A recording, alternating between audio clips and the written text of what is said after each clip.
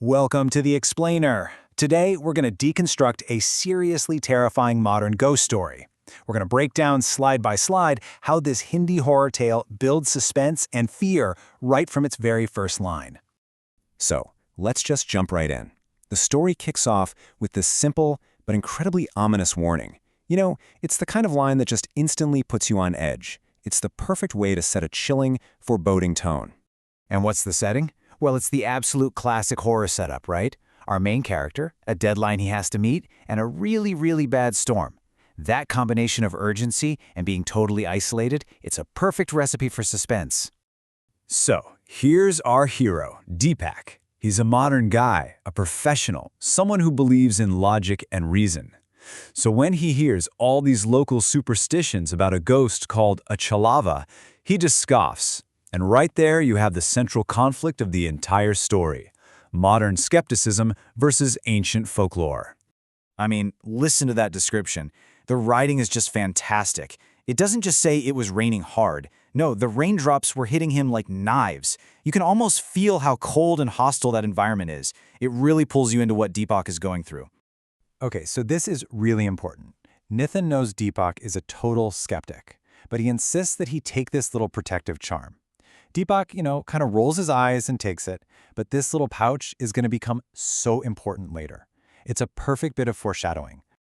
All right, now we're getting into the rising action. The story starts to shift from just being atmospheric and creepy to a full-blown supernatural encounter. And look how fast things get weird. In just 10 minutes, Deepak goes from just waiting for a bus to this. First, a figure that vanishes. Maybe you could explain that away. But then, a woman just appears out of nowhere, right next to him. The suspense here is just building and building. And this decision, right here, this is the big turning point. By agreeing to walk with this mysterious woman, he's not just a passive victim of the storm anymore. He's actively stepping into the danger. This exchange just lays out that core tension perfectly.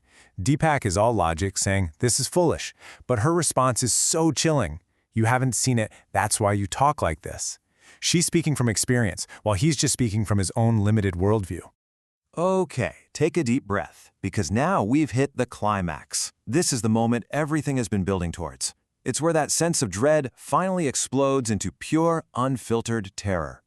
This is such a classic horror technique, and it's done so well here. No matter what Deepak says, she just keeps bringing the conversation back to the Chalava. It's like she's tightening a screw, just winding the suspense tighter and tighter before that final horrifying reveal. And there it is, the fatal question. Deepak gets annoyed, right? He's had enough. He thinks he can call her bluff and expose how silly all this is.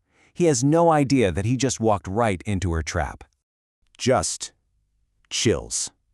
With that one simple, terrifying sentence, she reveals everything. And then she just vanishes. In that single moment, Deepak's entire rational world just shatters. The ghost story isn't a story anymore. It's real. But the horror doesn't stop with the reveal. Oh no, it immediately shifts gears into this frantic, high-stakes chase for your life. And this is just pure psychological torture. She reappears and pretends it was a joke, giving him this brief moment of relief. And then she rips it away again. This thing isn't just a monster, it's a trickster, and it's enjoying breaking his mind. This is when the true nature of the trap becomes clear. He's not just running from something. He's caught in a supernatural illusion. He's walking, but going nowhere, all while her voice whispers behind him that there's no escape. And then he sees it. The full reveal. He turns around, and she's not a woman anymore. The story gives us this terrifying image. Red eyes, the body of a ferocious animal. Everything he laughed at, everything he dismissed, is now real and right in front of him.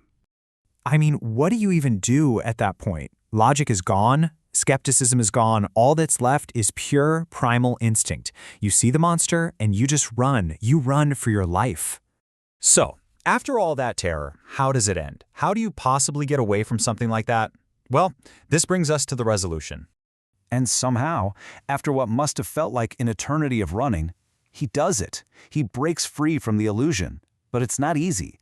It's this hard-won victory against a supernatural force, and he barely makes it out. And here's the brilliant payoff. Battered and terrified, he reaches into his pocket and feels the pouch. The story comes completely full circle. The very thing he mocked, the superstition he thought was so foolish, is what ended up saving his life. So what exactly was he dealing with? Well, the Chalava is a real figure in South Asian folklore. It's a shape-shifting trickster known for creating illusions and leading travelers astray. So this story is tapping into some very old, very real cultural fears. In the end, it all came down to this one little thing. A small pouch that represented faith, a world he had totally rejected, and it became the only barrier between his rational world and the horrifying truth of that night. And this is the question the story leaves us with. Deepak's logic was completely useless out there. It was an act of faith, a faith he didn't even believe in, that got him through. So it makes you wonder, when you're faced with something that you just can't explain, what do you choose to trust?